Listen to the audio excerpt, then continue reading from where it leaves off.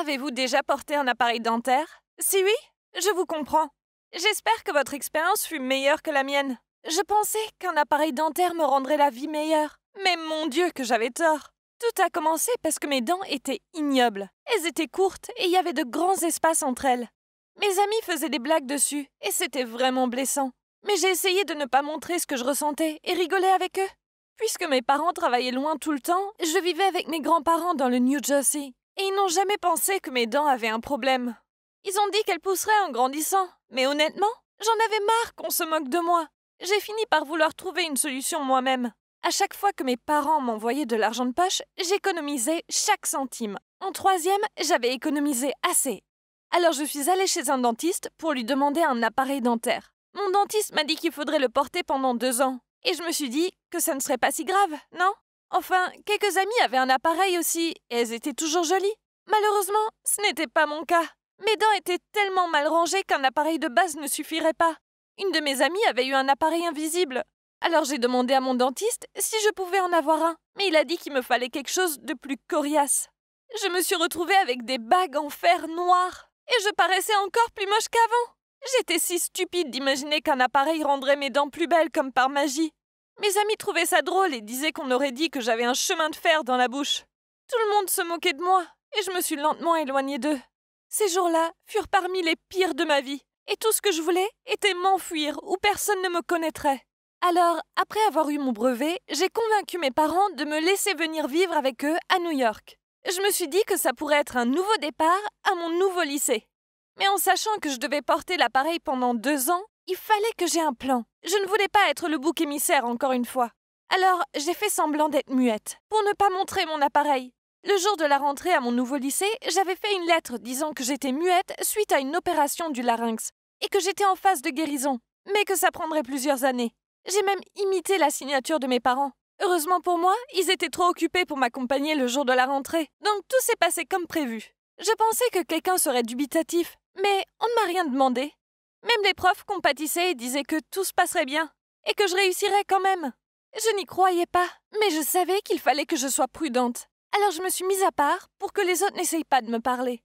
Je ne mangeais même pas à la cafétéria, car j'avais trop peur que les autres voient comme c'était gênant quand je mangeais. Je devais vraiment ouvrir ma bouche très grand et mâcher très lentement. Et ensuite, il y avait toujours des morceaux coincés dans les bagues. Mis à part de vilaines dents, je n'étais pas moche. En fait, grâce à l'appareil dentaire, j'avais perdu 10 kilos. Alors, mon corps était canon. Si je n'ouvrais pas la bouche, j'étais plutôt jolie. Et puisque je me tenais éloignée des autres, j'avais un côté mystérieux. Après environ 1 semaine, quelques mecs sont venus vers moi pour essayer de me draguer. Mais je les ai ignorés. Je savais que si j'ouvrais la bouche, ce serait fichu. Je voyais qu'ils pensaient que je jouais un peu les divas, mais c'était toujours mieux que de dévoiler mon vilain secret. Il y avait ce mec, Joe, que j'aimais secrètement. Et je savais que c'était réciproque, car il essayait toujours de me parler. Mais évidemment, je l'ignorais, et je me sentais coupable. Chaque fois qu'il venait vers moi, je faisais semblant d'être occupée, ou je faisais comme s'il était invisible. J'aurais aimé pouvoir être honnête avec lui, mais alors il n'en penserait plus pour moi. Enfin, quel mec voudrait sortir avec une fille qui porte un tel appareil? Quant aux filles, elles ne m'aimaient pas du tout. Une fois, une fille de ma classe, Angèle, a essayé de me poser une question, et je suis partie. Elle m'a crié dessus en me demandant pourquoi j'étais si méchante, en disant que personne ne l'avait ignorée avant moi. C'était la fille la plus populaire du lycée, et depuis ce jour-là, elle s'est mise à mal me traiter. Je l'entendais murmurer à ses amis que je devais être dans une école pour handicapés. Et puis un jour, elle est venue me le dire en face. Ça m'énervait tellement. Ce lycée était aussi nul que le collège. Je ne comprenais pas pourquoi les gens étaient si méchants. Mais ça, c'était rien. Ça a empiré. Un jour, je me suis réveillée avec un rhume. Je n'arrêtais pas de tousser et d'éternuer. Mais je ne pouvais pas rater les cours, car on avait un contrôle ce jour-là. J'ai décidé de porter un masque pour qu'on ne voie pas mon appareil si je devais tousser ou éternuer. Quand j'ai fini le contrôle, j'étais à mon casier et soudainement, j'ai eu une crise d'éternuement. J'ai éternué 5 fois de suite. Et puis j'ai dit « Eh ben !» tout fort par réflexe. Puis j'ai paniqué. J'étais censée être muette et je venais de parler. Et si on m'avait entendu? Eh bien oui. Je me suis retournée et Angèle était là avec ses amis. Elle me regardait l'air surpris et Angèle a dit « Je pensais que tu étais muette, hein ?» Puis elle est venue vers moi pour m'arracher mon masque. Soudainement, Joe est apparu et l'a empêché. Il lui a dit de reculer. Puis il est resté pour me protéger. Personne n'avait fait quelque chose d'aussi gentil pour moi depuis des années. C'est là que j'ai commencé à sortir avec Joe. On allait à la bibliothèque, se balader en forêt, et on jouait même du piano ensemble. Je tenais un petit carnet pour écrire tout ce que je voulais lui dire. Et évidemment, je ne faisais que sourire. Je ne riais jamais quand j'étais avec lui. Mais un jour, il s'est penché pour m'embrasser. Et le pire s'est produit. L'idée que ses lèvres touchent mes bagues métalliques m'a dégoûtée de moi-même. Alors quand ses lèvres ont touché les miennes, j'ai tellement paniqué que je lui ai donné un coup de tête. Et quand j'ai réalisé la bêtise que je venais de faire, du sang coulait de ses narines. On a essayé d'arrêter le saignement comme on a pu. J'avais vraiment honte de ce que j'avais fait, que j'avais tout fait pour ne pas pleurer devant lui. Et il rougissait timidement. Après ça, c'était difficile d'être vraiment détendue avec lui. Même si je l'appréciais beaucoup, j'avais peur qu'il aperçoive mes horribles dents et rompe avec moi. Et je ne savais pas ce qui allait se passer. Un matin, j'allais à mon casier quand j'ai remarqué que tout le monde me dévisageait. J'étais si embarrassée, je ne comprenais pas pourquoi ils me regardaient. Puis j'ai vu, il y avait des dizaines de photos de moi collées sur mon casier, toutes de la période collège, quand je n'avais pas d'appareil, jusqu'à ce que j'en porte un. C'était les pires photos. J'étais moche et grosse dessus, et je n'arrivais pas à croire que quelqu'un était aussi cruel. Je restais là, choquée. Angèle est venue vers moi et a dit « Tu es une menteuse, un monstre qui se fait passer pour une petite princesse. » Eh bien, la vérité a éclaté maintenant. Puis elle s'est tournée vers tous ceux qui nous regardaient en leur disant que je n'étais pas muette. Il se trouve que sa cousine était à mon ancien collège et elle s'était vue. Elle avait dit à Angèle que je n'étais pas muette et que je n'avais pas eu d'opération, que j'avais simplement de vilaines dents. Quand elle est passée devant moi l'air triomphante, j'étais rouge de colère et j'ai perdu mon sang-froid. J'ai couru et je l'ai poussée et l'ai fait tomber dans le couloir. Puis je me suis mise sur son dos pour lui tirer les cheveux. Puis j'ai vu du sang. C'est là que j'ai compris ce que j'avais fait. J'étais allée trop loin. Ses dents de devant s'étaient cassées en tombant. Tout le monde prenait des photos pendant que j'étais assise sur le dos d'Angèle, empoignant ses cheveux et ma bouche était grande ouverte, dévoilant mon affreux appareil. Joe était aussi là et me regardait, stupéfait. Je ne savais pas si c'était moi ou Angèle qui fut le plus humilié. Après ça, Angèle a dû porter des bagues en fer, comme moi. Le dentiste a dit qu'il y avait des problèmes avec son canal dentaire, donc qu'elle ne pouvait pas avoir d'implant. La seule solution était de porter des bagues en espérant que les dents viennent boucher le trou. Et mes parents ont dû venir au lycée pour s'excuser. Et bien sûr, j'ai été exclue pour ce que j'ai fait. Pas seulement pour avoir poussé Angèle, mais pour avoir imité la signature de mes parents. Joe ne m'a plus jamais parlé, ce qui m'a brisé le cœur. Mais le pire, c'est ce qui s'est passé quelques semaines plus tard. J'ai découvert que Joe et Angèle ont commencé à sortir ensemble. Je savais qu'Angèle faisait ça par vengeance. Mais je me demandais, est-ce que ça voulait dire que Joe ne trouvait pas que les filles avec un appareil étaient moches? Alors, pourquoi avoir caché le mien? Et il y a encore une chose que je veux savoir. Comment font-ils pour s'embrasser, puisqu'Angèle a un appareil?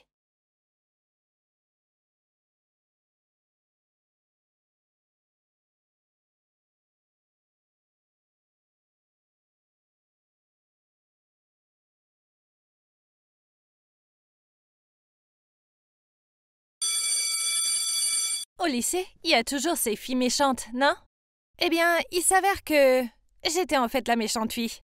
Et il m'a fallu quelque chose de vraiment terrible pour le réaliser. Vous voyez, je suis une fille assez ordinaire. Un look ordinaire, des notes moyennes. Et je suppose qu'on peut dire que je suis un peu potelée. Ouais, je suis invisible à ce point. Mais Dieu merci, j'avais de bons amis. Donc c'est bon, je me contente de ma vie médiocre. Mais un jour, j'ai reçu une note dans mon casier. Il y avait même un cœur dessus. Mon cœur s'est mis à battre si vite. Se pourrait-il que... J'ai continué à lire et je n'arrivais pas à y croire. Ça venait d'un gars appelé Dave. Et il confessait ses sentiments pour moi. Il a même laissé son numéro de téléphone. J'étais stupéfaite. Et puis je suis arrivée à la fin de la note et la réalité m'a frappée en plein visage. J'attends ton appel, Sarah. Ce n'était pas pour moi. C'était pour Sarah. Bien sûr, c'était pour Sarah. Tous les garçons l'aimaient bien. Et qui ne l'aimerait pas? Elle était la plus jolie fille de l'école. Et son casier était juste à côté du mien. Donc il avait juste fait une erreur. J'étais sur le point de la mettre dans son casier quand je l'ai vue marcher vers moi. J'ai essayé de cacher ma déception, que le mot n'avait pas été pour moi. Cela me rendait folle de la voir rebondir vers moi, avec ses cheveux blonds bouclés et son sourire magnifique.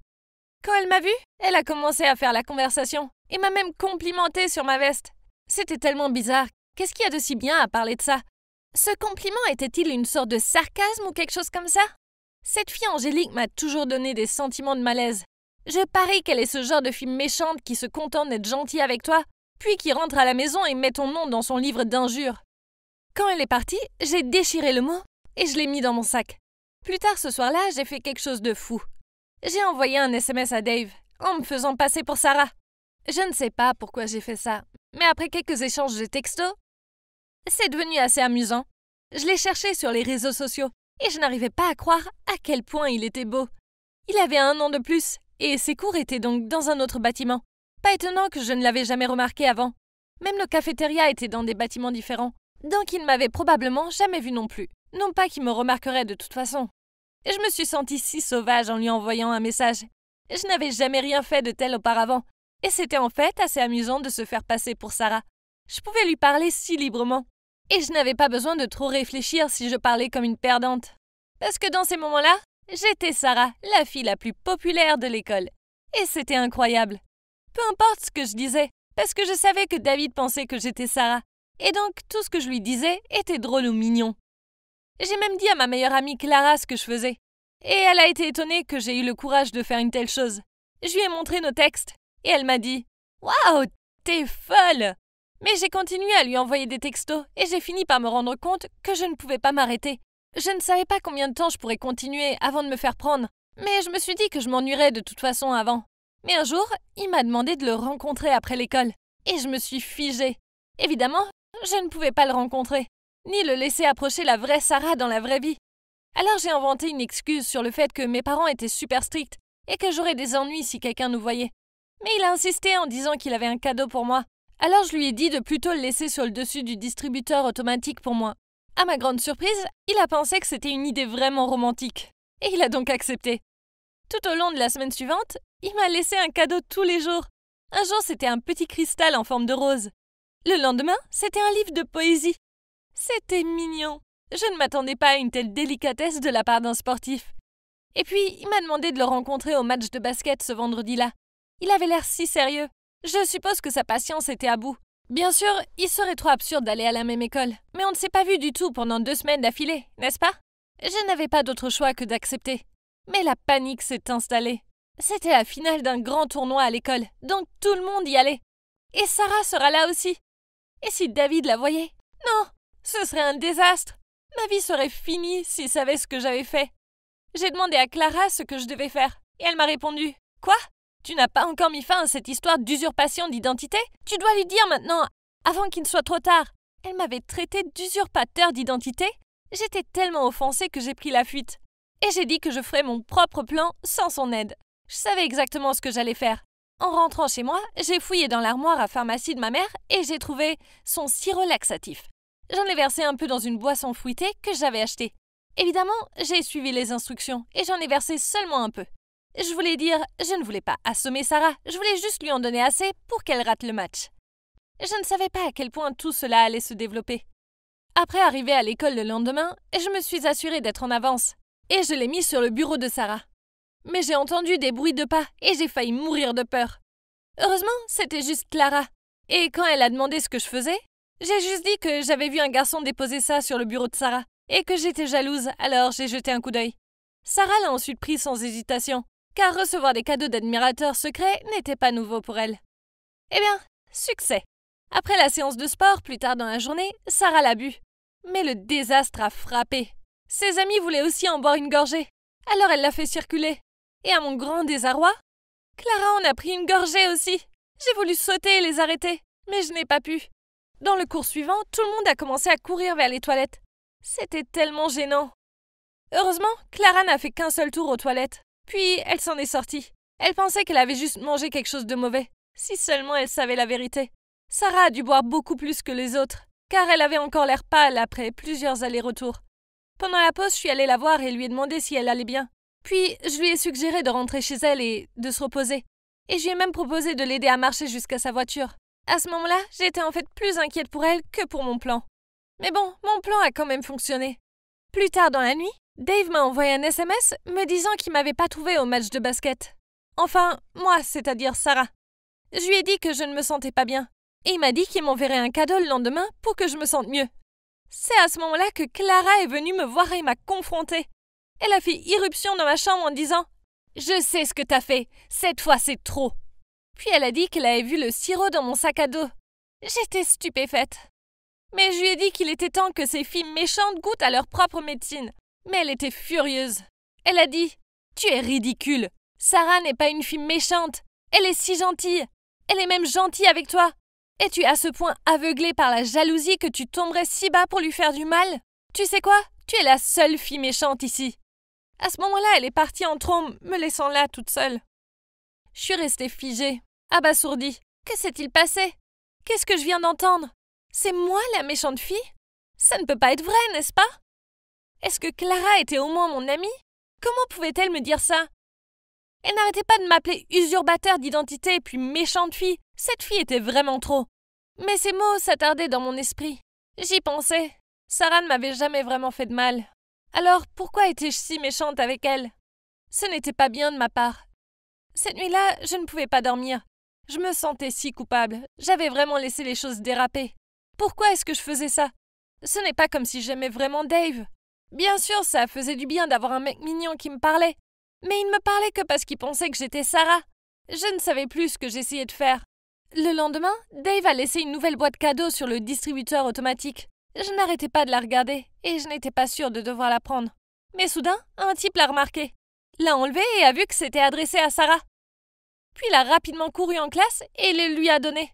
Tout s'est passé si vite que je n'ai même pas eu le temps de réagir. J'ai couru après lui pour voir ce qui allait se passer ensuite. Sarah et ses amis étaient tous rassemblés autour de la boîte. Et ils n'arrêtaient pas de dire « Dave, n'est-il pas ton béguin? C'est Dave Miller? Waouh, félicitations! Mais pourquoi a-t-il laissé un cadeau pour toi ?» Je pouvais voir que Sarah rougissait. Et c'est là que j'ai réalisé qu'elle l'aimait vraiment. Oh mon Dieu, j'avais tout gâché. Elle était si heureuse, ce qui m'a fait me sentir encore plus mal. Clara avait raison. J'étais la méchante fille, pas Sarah. J'ai dû agir rapidement avant que Sarah ne trouve Dave et qu'ils ne découvrent tous les deux la vérité. J'ai envoyé un SMS à Dave et lui ai demandé de me retrouver au parc en secret. Dès que je suis arrivée, j'ai pu voir qu'il était déjà là, attendant avec impatience. Je me suis cachée derrière un arbre au loin et je l'ai appelé. Puis je lui ai demandé de me laisser m'expliquer d'abord. Je lui ai dit que je n'étais pas Sarah et que j'avais fait ça parce que j'en avais juste assez de me sentir comme une perdante. Mais je ne m'attendais pas à aller trop loin. Je suis désolée, je lui ai dit.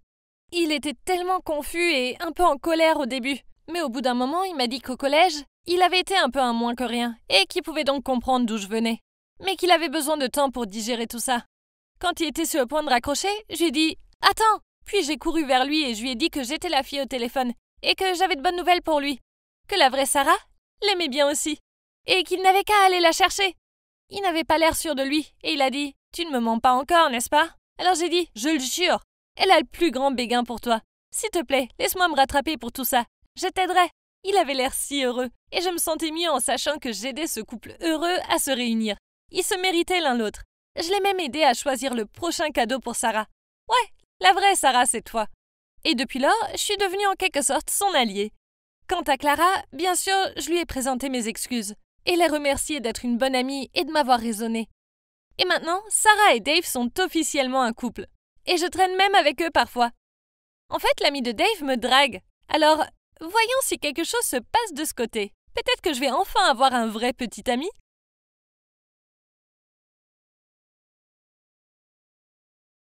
Salut! Je m'appelle Camille, diminutif de Camille, comme la fille dans la série télévisée Les Originaux, et j'ai 17 ans. Il y a quelques années, j'ai commencé à me sentir très mal dans ma peau à cause de mon apparence, et cela m'a amenée à prendre une décision assez importante qui a failli me faire perdre le plus mignon des petits amis. Mes deux meilleures amies, Amy et Lizzie, sont tellement belles. Ne vous n'éprenez pas, hein. Je ne dis pas ça parce que je suis laide ou quoi que ce soit, mais elles ont toutes les deux une chose que je n'ai pas, des courbes féminines. En me tenant à côté d'elles, je me sentais aussi plate qu'une planche. Et vous savez, à cause de leurs courbes, les garçons les remarquaient toujours avant moi. Pire encore, elles recevaient même des sifflements de dragueurs et des compliments de la part des garçons, alors que tout ce que je recevais, c'était des blagues minables sur mon corps. C'est vraiment agaçant. Entendre des remarques telles que « Mon Dieu Camille, tu es si plate que je pourrais t'utiliser comme planche de surf » ou « Camille, je pense que tu devrais retourner à la maternelle et grandir un peu ». Eh bien, ces mots me blessaient. J'essayais de rire, mais à l'intérieur, je souffrais tellement. Les choses ont empiré quand Amy et Lizzie ont eu des petits amis super mignons. Mais aucun garçon ne s'est intéressé à moi. En plus de cela, mes parents divorçaient aussi. Alors à ce moment-là, j'avais l'impression de n'avoir plus rien. Alors j'ai décidé qu'il fallait que je fasse quelque chose. Pendant les vacances d'été, j'ai acheté des soutiens-gorge et j'ai commencé à les rembourrer. Au début, c'était un peu inconfortable et gênant, parce que le rembourrage me donnait chaud et j'avais du mal à respirer, puisque c'était l'été après tout. Mais j'ai fini par m'y habituer. Ensuite, j'ai essayé de publier des photos de moi dans de jolis yo sur mes pages de médias sociaux. Les commentaires étaient tous des compliments de mes connaissances charmantes. Ils ont dit que j'étais si jolie dans ma nouvelle apparence. Donc tout au long de l'été, j'ai progressivement commencé à rembourrer mes soutiens-gorge de plus en plus, pour qu'on ait l'impression que ma poitrine grossissait naturellement. Puis, le premier jour d'école est arrivé. Il faisait encore assez chaud dehors. Alors j'ai décidé de porter un joli haut pour montrer mes nouvelles courbes. Et quand je suis arrivée à l'école, Lizzie et Amy m'ont toutes les deux prises dans leurs bras et elles m'ont dit que j'étais très belle. Bien qu'elles aient aussi ajouté que j'avais toujours été waouh. Mes amis étaient vraiment les meilleurs. Puis, quelque chose de fou est arrivé. Ce garçon qui me taquinait est venu me voir et il m'a dit « Oh waouh, fille planche de surf. Enfin, je veux dire, Camille, t'es sexy. » Je lui ai fait un faux sourire et je suis partie. Pendant l'année qui a suivi, j'ai continué à rembourrer mes soutiens-gorge. C'est un peu embêtant, mais ça a payé. Car je me suis finalement sentie acceptée. Plus personne ne me taquinait. Et je ne me sentais pas gênée de me tenir aux côtés de mes superbes meilleures amies. Mais tout ça n'était pas si simple. Comme un jour après l'école, il faisait tellement chaud que dès que j'ai atteint ma chambre, j'ai immédiatement enlevé les rembourrages et je les ai jetés sur mon lit. Ce n'était pas du tout confortable. Je suis allée à la salle de bain et quand je suis revenue, ma mère était là, tenant un de mes soutiens-gorge dans une main et le rembourrage dans l'autre. « Camille, qu'est-ce qui se passe ?» m'a-t-elle demandé. Je suis devenue pourpre comme un homard et j'ai répondu « Mais je me sens plus sûre de moi avec le rembourrage, c'est tout, c'est pas grave. » Puis, elle a remis le soutien-gorge dans ma main. Maman a poussé un soupir. « Chérie, je sais que c'est parfaitement normal de ne pas se sentir en confiance avec son corps à ton âge. C'est à toi de décider ce que tu fais. Mais je veux que tu saches que tu es parfaite telle que tu es. » Cela signifiait tellement pour moi que j'ai couru vers maman et je lui ai fait un gros câlin. Bien que je sache que maman avait raison, je me sentais encore plus confiante avec mon rembourrage. L'été suivant, ma famille et moi avons fait un voyage de rêve dans ce luxueux hôtel en Afrique. Même si mes parents étaient toujours divorcés, ils s'entendaient très bien en tant qu'amis. Alors nous y sommes allés tous ensemble. Bon, il n'était pas aussi facile de rembourrer un haut de bikini qu'un soutien-gorge, alors j'ai dépensé mon argent de poche pour acheter quelques hauts de bikini rembourrés, afin de me sentir sûre de moi et de me prélasser au bord de la piscine. Quelques jours après, le début de mes vacances, j'ai rencontré un garçon appelé Liam sur la plage. Il était tellement beau. Et vous savez, mon rembourrage m'a donné la confiance nécessaire pour attirer son attention. Et bientôt, il est venu et il a commencé à me parler. Il s'est avéré qu'en plus d'être sexy, il était aussi très gentil. Il m'a dit qu'il était né en Afrique et que sa tante était propriétaire de cette station. Et maintenant, sa famille y séjourne chaque été. J'ai aussi découvert que nous venions du même pays. Génial! Et donc, nous avons commencé à sortir ensemble. Nous asseyions dehors et nous regardions les couchers de soleil. Nous faisions des promenades à cheval sur la plage. Nous allions pique-niquer. J'ai passé le meilleur été de ma vie avec lui. Quand nous sommes rentrés au pays, nous avons continué à sortir ensemble. Mais c'était un peu plus difficile depuis qu'il vivait dans une autre ville. Et puis, il y a eu mon autre problème. Il ne savait pas que je rembourrais mes soutiens-gorge. Même si nous avancions lentement, je savais qu'il voulait aller plus loin. Il ne m'a jamais mis la pression ou quoi que ce soit d'autre, mais j'ai commencé à me sentir anxieuse lors de nos embrassades. J'étais tellement déprimée par tout ça. Comment pourrais-je avoir une relation décente alors que je cachais ce secret? Je ne savais plus quoi faire. Et je pensais que les seules options étaient de dire la vérité ou de rompre avec lui. Liam me rendait si heureuse. Mais je suppose qu'il voulait quelqu'un avec des courbes, pas une fille informe qui essayait d'être quelque chose qu'elle n'était pas. Ce week-end-là, Liam est venu me rendre visite, et je savais que je devais le faire. Mais quelque chose s'est produit qui m'a fait perdre le contrôle de la décision. Ce jour-là, j'étais allongée sur mon lit quand Liam a soudainement fait irruption. Oh mon Dieu! Dès que je l'ai vu, j'ai immédiatement couvert mes seins, mais c'était trop tard. Bien sûr, je ne portais pas mon rembourrage, alors il m'a vue. La vraie moi. Il avait l'air choqué, puis il est sorti de la pièce en courant. Je n'ai même pas essayé de lui courir après ou de lui expliquer, parce que je savais qu'il était trop tard. Il s'est avéré que ma mère l'avait autorisé à rentrer chez moi, car il disait vouloir me faire une surprise. Ce soir-là, il m'a envoyé un SMS pour me dire qu'il ne voulait plus être avec moi. Non pas à cause de mon rembourrage, mais parce que je lui avais menti. Il m'a dit qu'il ne pouvait pas être dans une relation basée sur le mensonge. À ma grande surprise, il m'a même dit qu'il me trouvait toujours aussi jolie, et que c'était mon rire, mes yeux et ma douce nature qui l'avaient d'abord attiré vers moi. J'ai immédiatement regretté de lui avoir menti. Il s'est avéré qu'avec le haut de bikini rembourré au nom, il m'aurait approché dans le resort de toute façon. Et nous serions toujours dans une relation. Maintenant, il était trop tard, je l'avais perdu pour de bon. Je savais que je devais faire un changement. Alors j'ai abandonné le rembourrage. Et j'ai décidé d'être fière de mon corps. J'ai aussi posté des photos de moi en haussant le rembourrage sur les réseaux sociaux avec la légende « Fière de ce que je suis ». Le premier jour de retour à l'école n'a pas été facile, mais heureusement pour moi, j'avais Amy et Lizzie à mes côtés. Les autres enfants me montraient du doigt et chuchotaient, mais mes amis leur lançaient des regards méchants et leur disaient « Qu'est-ce que tu regardes ?» Puis, à ma grande surprise, J'étais en train d'appliquer du gloss dans les toilettes quand cette fille s'est approchée de moi et m'a dit « Tu es superbe. J'aimerais être aussi confiante que toi. » Ouais, alors certains garçons ont recommencé à me taquiner, mais vous savez quoi, honnêtement, je m'en fichais. Je n'avais que Liam en tête. Alors, ce qu'il disait, ça ne m'importait pas du tout. L'un d'eux avait même de l'acné horrible et l'autre avait les cheveux gras. Mais j'avais mieux à faire que de leur faire des remarques inutiles à ce sujet. Alors peu importe, j'ai dépassé cela. Maintenant, mon histoire n'est pas terminée. Car un jour après l'école, je suis arrivée à la maison et j'ai trouvé Liam sur le pas de la porte avec des paquets de nerds. Les bonbons que nous mangions le jour où nous sommes devenus un couple officiel. J'ai été très surprise de le voir là. Il me les a passés puis il a dit « Camille, je suis désolée pour ma première réaction. Je savais que c'était mal de ma part de ne pas penser à tes sentiments. J'aurais dû mettre à ta place pour comprendre la raison pour laquelle tu as fait ça. Je suis vraiment désolée.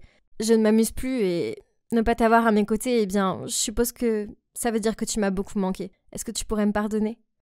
Je ne pouvais pas m'empêcher de sourire en répondant « Oui, tu m'as beaucoup manqué aussi. » Et je me suis jetée dans ses bras et nous sommes restés ensemble depuis. Naturellement, Amy était un petit peu sceptique au début, car elle avait vu à quel point j'étais contrariée quand il a rompu avec moi la première fois. Mais une fois qu'elle l'a rencontré, elle a réalisé à quel point nous sommes parfaits ensemble. Ah, et il y a encore une chose. Maintenant, j'ai 17 ans. Et mon corps a changé. Et devinez quoi ? J'ai maintenant une silhouette de sablier. J'imagine que je n'étais qu'une lente fleur, mais j'ai fini par y arriver. La morale de mon histoire est donc que tout le monde est génial comme il est. Oui, je sais, vous avez probablement entendu ça 1 milliard de fois, mais croyez-le, mettez-vous devant le miroir et dites-vous ce qui vous rend unique. Essayez d'aimer qui vous êtes et n'ayez pas peur de le montrer. Oh, et n'oubliez jamais que la confiance en soi est sexy. J'ai fait ça et ça a marché. Ma vie est devenue la vie dont je rêvais. Aussi, soyez patient, ne vous précipitez pas. Vous et votre corps dans quelque chose pour lequel il n'est pas prêt, car croyez-moi, ça ne marche pas. Et tout vient en son temps. Il y a toujours une raison à cela. Je réalise maintenant que j'ai dû apprendre à aimer mon corps d'abord, puis petit à petit, ma vie s'est mise en place. Avez-vous déjà rencontré quelqu'un et su immédiatement qu'il était fait pour vous ? J'aurais aimé m'en rendre compte plus tôt, pour que mes années d'adolescence n'eurent pas autant de drames et de cœurs brisés. Mais on apprend avec l'expérience, non ? Mieux vaut tard que jamais. Au fait, je m'appelle Alizée et j'ai 24 ans. Tout a commencé il y a 14 ans, quand j'ai emménagé à New York et que je suis allée dans un nouveau collège. À l'époque, je pensais que partir de mon chez-moi en France pour venir à New York serait facile. Ma mère et moi étions super contentes et on pensait vraiment que nos vies changeraient. Et en effet, ce fut le cas, mais pas de la manière que je pensais. Lors du jour de la rentrée, ma mère insista pour me conduire à l'établissement. Quand on est arrivé, j'ai embrassé ma mère sur la joue et je lui ai fait au revoir de la main. Ma mère plaisantait en disant qu'elle s'occuperait de tous ceux qui oseraient mal se comporter avec moi. Et je me sentais un peu gênée, mais je pensais que c'était une plaisanterie. Mais en fait, non. Pendant le déjeuner, j'étais assise à une table, et soudainement une fille est apparue en disant « Tu joues à quoi en t'installant à notre table ?» Je n'ai même pas eu le temps de répondre qu'elle prit mon plateau pour le jeter à la poubelle. J'ai dit « Bouge !» dit-elle. Tout le monde nous regardait à présent. J'étais si mal à l'aise que je me cachais le visage. Je ne voulais pas pleurer comme un bébé devant tous ces inconnus. Mais je ne pouvais pas me retenir, les larmes ont commencé à couler. Puis quelque chose de dingue s'est produit. Une voix sortie de nulle part criait depuis la cafétéria. « Éloigne-toi d'elle !» Puis j'ai senti une main s'approcher de la mienne. Et en levant les yeux, j'ai vu ce grand et magnifique mec qui se tenait là, à me regarder avant de me remettre sur pied. « Excuse-moi » commença la fille. Mais le mec reprit. « C'est quoi ton problème ? Il te manque une coche ou quoi ? Ton attitude est détestable. Ça me donne envie de vomir. Tu me dégoûtes. Et je ne veux pas être amie avec quelqu'un comme toi. » Elle se tenait là, la bouche grande ouverte, alors qu'il attrapait ma main pour m'emmener ailleurs. Je l'entendais ricaner derrière mon dos, mais l'expression de son visage attestait qu'elle avait perdu. Je pris sa main et le suivais hors de la cafétéria. Et c'est là qu'il m'a dit qu'il s'appelait Romain. On s'est assis à l'extérieur et il m'a demandé si j'étais nouvelle. Puis il m'a dit qu'il adorait mon accent. Il m'a même offert la moitié de sa baguette en disant « Allez, souris. Je serai ton amie, d'accord ?» Le meilleur était que la fille qui m'avait embêtée avait un gros coup de cœur pour lui. Donc elle devait encore plus me détester maintenant. Mais je m'en fichais complètement. Après ça, je ne me souviens même plus avoir été séparée de lui. On était comme les 2 doigts de la main et on faisait tout ensemble. Il m'a appris à faire du skate et je lui ai appris à faire mes gâteaux favoris. On était une équipe de choc. Il me faisait tellement rire. et il m'aidait à gagner confiance en moi. Jour après jour, je ressentais que je voulais être plus que son ami, mais je n'osais pas le lui dire. Puis, mon 12e anniversaire approchait, et ma mère m'a offert un journal intime. Elle m'a dit d'y écrire toutes mes pensées, et même mes coups de cœur, pour qu'un jour je puisse relire tout ça. Puis elle m'a fait un clin d'œil avant de partir. De quoi parlait-elle? Je n'avais pas de coup de cœur? Si? Ok, je me voile la face. J'avais un gros coup de cœur pour Romain. Dès que je le voyais, je ressentais 1 million de papillons dans mon ventre, et je me réveillais avec enthousiasme chaque jour car je savais que je le verrais. Puis vint le moment du spectacle de danse de l'école. Mes amis me taquinaient en me disant d'y aller avec Romain. Je leur répétais que ce n'était qu'un ami, mais ils n'étaient pas bêtes. Ils avaient bien compris. Plus tard dans la journée, Romain m'a invité chez lui pour jouer aux jeux vidéo. Et quand on jouait, il m'a dit tu voudrais aller au spectacle de danse avec moi? J'y croyais pas. Mon cœur battait la chamade, mais j'essayais de garder mon calme. Puis j'ai répondu ouais, pourquoi pas? On s'est super bien amusé au spectacle de danse. J'étais au 7e ciel. Puis j'ai décidé de tout écrire dans mon journal. Je ne voulais jamais oublier cette soirée. Alors j'écrivais des pages et des pages sur tout le bien que me procurait Romain, et à quel point je l'aimais. Ce que je ne savais pas, c'est que tout était sur le point de changer. Quelques jours plus tard, Romain est venu chez moi, et dès que je l'ai vu, je souriais jusqu'aux oreilles. Mais très vite, ce sourire se dissipa quand Romain me dit qu'il avait quelque chose à me dire. J'ai une mauvaise nouvelle. Avec ma famille, on déménage à Londres le mois prochain. C'est une blague, non? Allez, arrête de plaisanter, dis-je en essayant de cacher l'inquiétude dans ma voix. Mais il ne parlait pas, et j'ai donc su qu'il ne plaisantait pas. Je ne pouvais pas retenir mes larmes et Romain m'a enlacée pour me réconforter. Il m'a dit que tout irait bien et qu'on resterait en contact, mais j'avais l'impression que mon monde s'écroulait autour de moi. C'était la pire nouvelle de toute ma vie. On a choisi de s'amuser le plus possible pour notre dernier mois ensemble. On est allé faire du surf, du skate, regarder les étoiles et même faire du karaoké. J'aurais voulu que le mois ne se termine jamais, mais c'était inévitable. Durant notre dernière nuit ensemble, on a fait une nuit blanche ensemble en attendant que le soleil se lève. Quand ce fut le moment de se dire au revoir, il m'a donné une photo encadrée de nous deux, en disant que je pourrais la regarder quand je serais triste, en me souvenant des moments heureux. J'avais envie de lui avouer mes sentiments, mais je ne pouvais pas, donc il est parti. J'étais si malheureuse que j'ai couru à l'étage pour me cacher sous ma couette et pleurer. Plus tard dans la soirée, comme d'habitude, j'allais écrire dans mon journal, mais je ne le trouvais pas. J'ai crié sur ma mère en l'accusant, mais elle m'a dit que j'avais dû le mettre ailleurs. Maintenant, je n'avais plus Romain et plus de journal. Ma vie était nulle. La fin de l'été arriva rapidement et il était temps d'aller au lycée. Même si j'avais mes amis, la vie n'était pas pareille sans Romain. Mais la vie continue, donc j'ai fini par oublier Romain. Mes amis m'ont dit que ce mec, Lucas, avait un coup de cœur pour moi depuis toujours, et que je devrais peut-être lui laisser une chance.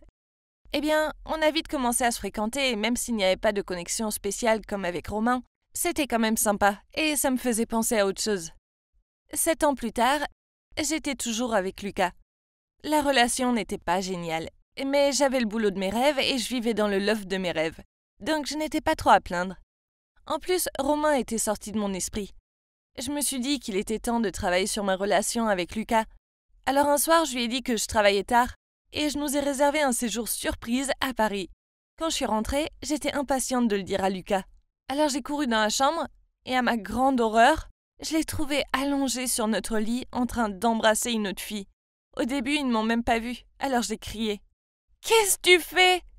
Au moins j'ai attiré leur attention, puis la fille est partie en courant. Je pensais que Lucas s'excuserait, mais il a simplement dit « Tu t'attendais à quoi? Tu me donnes pas ce que je veux en me laissant patienter jusqu'au mariage. » Puis il est parti de la pièce en furie en disant « Je peux avoir n'importe quelle fille. » J'étais vraiment choquée. Je suis tombée au sol en fondant en larmes. Il s'était enfin montré sous son vrai jour, alors je l'ai quitté. Les semaines suivantes furent parmi les pires de ma vie. Pire encore que quand Romain est parti pour Londres. Je me sentais bête d'avoir perdu autant de temps avec Lucas. Un soir, j'étais particulièrement triste, et je me suis soudainement souvenue de la photo encadrée que Romain m'avait donnée. Je l'ai sortie du fond de mon placard, et je l'ai serrée contre mon cœur. Mes amis m'ont appelée, en me disant de sortir avec eux. Ils faisaient tout pour me remonter le moral, mais je ne voulais pas. J'avais juste besoin d'être seule pour m'en remettre. Je me disais que la seule personne que je voulais voir maintenant était Romain. Mais où était-il? Que faisait-il? Je n'avais aucune idée. Une nouvelle semaine déprimante passa. J'étais allongée sur mon canapé à regarder passivement la télé par ennui, quand soudain on frappa à la porte. Je suis allée ouvrir et... Oh mon Dieu! Romain était là! Était-ce réel ou bien une hallucination? J'étais si surprise que j'ai sauté dans ses bras et ne voulais plus le lâcher. On a dû rester à s'enlacer pendant des heures. Puis Romain s'est exclamé. « J'ai quelque chose à toi. » Je me suis éloignée et il avait mon journal dans les mains. Il se trouve que Romain avait été en contact avec ma mère. Et quand elle lui avait dit que mon copain m'avait trompée, il a décidé de venir à New York pour essayer de me remonter le moral. Puis j'ai compris. C'était lui qui avait pris mon journal. Et s'il l'avait lu? Eh ben, c'était le cas. Et il m'a dit que c'était pour ça qu'il était venu me voir, car il voulait qu'on parle de tout ça. Je rougissais fortement. Puis il a dit « Je t'ai toujours aimé, hey. Même quand on était enfant, je n'ai jamais cessé de penser à toi. Et je veux être avec toi. » Puis il s'est penché pour m'embrasser. Et je crus que le temps s'arrêta. J'avais attendu ce moment toute ma vie. Cette semaine fut comme un nuage de baisers et de discussions. On rattrapait le temps perdu. Il me parlait de ses ex et je lui ai dit que Lucas m'avait trompée. Puis j'ai trouvé le courage de lui demander s'il voudrait aller à Paris avec moi, puisque j'avais déjà réservé le séjour. Évidemment, il a dit oui. Et la semaine suivante, on s'envolait pour Paris et on a passé la meilleure semaine de notre vie. On est allé à la Tour Eiffel et j'ai même visité l'ancien quartier où j'ai grandi. C'était magnifique. Puis un jour, Romain a dit qu'il devait travailler un peu. Et il m'a dit de prendre soin de moi dans un spa du coin. Quand ce fut terminé, j'ai reçu un message de lui me demandant de le rejoindre sur le toit d'un hôtel. Il était si romantique. Je suis d'abord allée dans la chambre d'hôtel où il avait déposé une robe noire à paillettes pour que je la porte. Puis je suis allée sur le toit. Je n'y croyais pas. Il y avait au moins 1000 roses étalées par terre pour faire un chemin. Et au bout se trouvait Romain en costume. « Je t'aime, hey, dit-il. Depuis toujours, et je n'imagine pas ma vie sans toi. Veux-tu m'épouser ?» J'étais bouche bée et sous le choc, puis j'ai crié « Oui !» de toutes mes forces. Je l'aimais depuis qu'on était enfant, et maintenant mon rêve d'être avec lui pour toujours devenait réalité. Il nous a fallu du temps pour en arriver là, mais les meilleures choses dans la vie valent la peine d'attendre, non? Jennifer en salle d'opération. Elle avait trouvé une excroissance et voulait que je l'examine. Quand j'ai palpé pour vérifier, elle a sursauté, et son réflexe premier fut de me donner un coup de poing. Puis je me suis évanoui. Je me suis réveillé quelques minutes plus tard, elle et une infirmière penchées au-dessus de moi, bouche bée. Mon nez saignait encore. Je devais être dans un piteux état. Elle n'arrêtait pas de dire « désolé », mais je la rassurais en disant que ce n'était pas grave. Puis, avec son autorisation, j'ai continué l'auscultation. J'ai découvert quelque chose, donc je lui ai fait passer une biopsie et au final, j'ai dû lui annoncer qu'elle avait un cancer du sein et qu'elle devrait subir une mastectomie. Je voyais qu'elle était bouleversée. J'avais l'habitude que les patients pleurent à l'annonce d'une mauvaise nouvelle, mais elle était si forte et courageuse. Elle me posait simplement quelques questions sur l'opération, puis elle est partie calmement. Puis, à ma surprise, elle m'impressionnait davantage chaque jour. Durant les semaines suivantes, elle m'apportait mon déjeuner chaque midi. Je pensais qu'elle avait peur que je lui en veuille de son coup de poing, et que c'était sa manière de se faire pardonner. Les repas qu'elle m'apportait étaient délicieux, et je dois l'avouer, l'avoir était mon rayon de soleil de la journée. Elle était si adorable et courageuse. Elle traversait une période horrible, mais elle ne baissait jamais les bras. Au lieu de ça, elle arrivait gaiement dans ma salle en souriant. Je suis rapidement tombé amoureux d'elle, et je savais que c'était réciproque, car notre alchimie était évidente. Mais c'était ma patiente, et je devais penser à ma carrière. Donc il fallait que je sois prudent. Pourtant, je ne lui résistais pas, ni à ses délicieux repas. J'étais occupé à l'hôpital toute la journée, et je n'avais pas le temps pour un rencard, alors qu'elle enseignait les arts martiaux à des enfants et travaillait seulement le soir. Donc elle avait beaucoup de temps libre. C'est pour ça qu'elle me faisait à manger tous les jours et m'apportait à manger à l'hôpital. Même après sa mastectomie réussie, elle venait toujours m'apporter à manger. C'est là que je n'ai pas pu m'empêcher de lui avouer mes sentiments. Et elle a dit oui. Parfois, elle devait attendre plusieurs heures avant que je termine avec mes patients en salle d'opération. Quand elle s'endormait en m'attendant, elle ressemblait à un petit chaton. Mais rapidement, ce chaton s'est transformé en tigre, et j'ai vite découvert que cette tigresse mordait. Aïe! Les choses étaient compliquées avec mon travail. Mes patients étaient surtout des femmes, et quand je les auscultais, il fallait que... oui, vous voyez ce que je devais faire. Bien sûr, Jennifer le sait car je l'avais auscultée de nombreuses fois déjà. Elle imaginait toujours que je tomberais amoureux de quelqu'un d'autre. Une qui, à ses yeux, serait entière. J'essayais de la rassurer que c'était elle que j'aimais, et elle seulement. Opération ou non, à mes yeux, elle était parfaite. Mais peu importe le nombre de fois où je lui disais, elle ne me croyait pas. Elle me disait qu'aucune fille ne pourrait accepter que son copain tripote une autre femme et en parle avec elle quotidiennement. Je lui ai dit, normalement, le corps humain est une merveilleuse création de la nature, mais pour les yeux d'un médecin comme moi, c'est une simple masse de chair. Est-ce que tu trouverais un morceau de viande beau? Ça ne te donne pas la chair de poule d'imaginer ça? Puis elle a rétorqué. Donc à tes yeux, je ne suis qu'un bout de viande, c'est ça? Ah, j'essayais de lui dire que ce n'était pas ça. Mais mon Dieu, elle était têtue. Il m'a fallu des heures pour la calmer. Chaque jour, elle venait à l'hôpital et me lançait un regard noir quand de belles jeunes femmes entraient et sortaient de ma salle. Ces agissements n'ont pas passé inaperçus auprès des infirmières, qui m'ont dit qu'elle mettait les patients mal à l'aise avec ses regards insistants et ses expressions dédaigneuses. Je leur ai dit que ce n'était rien, qu'elle était dans une période difficile, c'était tout, et de bien vouloir comprendre que c'était normal qu'elle se compare aux autres femmes. En leur disant ça, je ne savais pas si je pourrais excuser ses futurs comportements.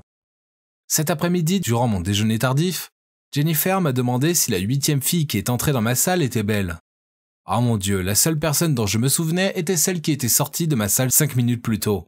Je me souvenais uniquement que c'était celle avec le kyste, mais je ne me rappelais pas de son visage. Pourquoi tu mets tant de temps à réfléchir?